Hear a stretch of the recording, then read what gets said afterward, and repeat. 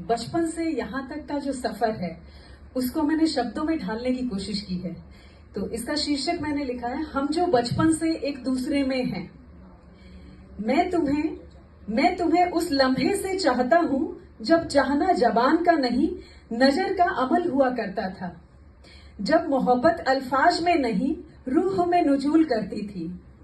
हमने इश्क को किसी उम्र से मंसूब नहीं किया। हमने इश्क को किसी उम्र से मंसूब नहीं किया।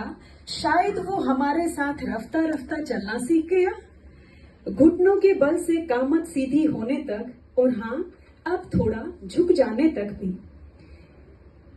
तुम मेरी पहली हमराज थी, पहली आदत और पहला खौफ भी। खौफ यूं कि जमाना तुम्हें मुझसे जुदा ना कर दे।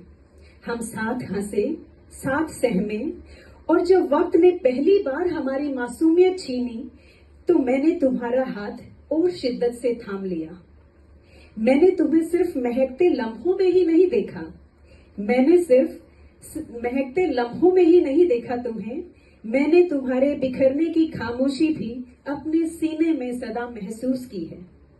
उस लम्हे से एहसास हुआ कि मोहब्बत खुशी का अहद नहीं, जिम्मेदारी की कसम होती है। मुझे इल्म है, बेशक हमारा साथ आसान ना रहा, मगर पाक बेइंतहा रहा।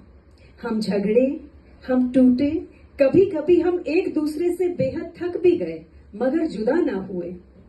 क्योंकि रिश्ते जज्बात से नहीं, नीयत से जिंदा रहते हैं। आज भी जब लोग मुझसे पूछते हैं, इतना अरसा हो गया, इतने अरसे बाद भी वही मोहब्बत, मैं बस मुस्कुरा देता हूँ, क्योंकि अब ये मोहब्बत नहीं, ये इबादत है मेरी, जिसमें ख्वाहिश कम, ज्यादा हिफाजत है मेरी।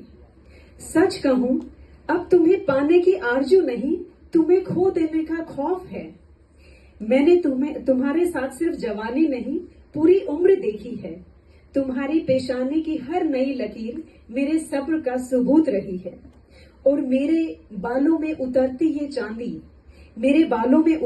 चांदी तुम्हारे इंतजार की तारीखें रही हैं। गर सांसें मेरी तुमसे पहले रुखसत भी हो जाए तो कोई अफसोस ना होगा।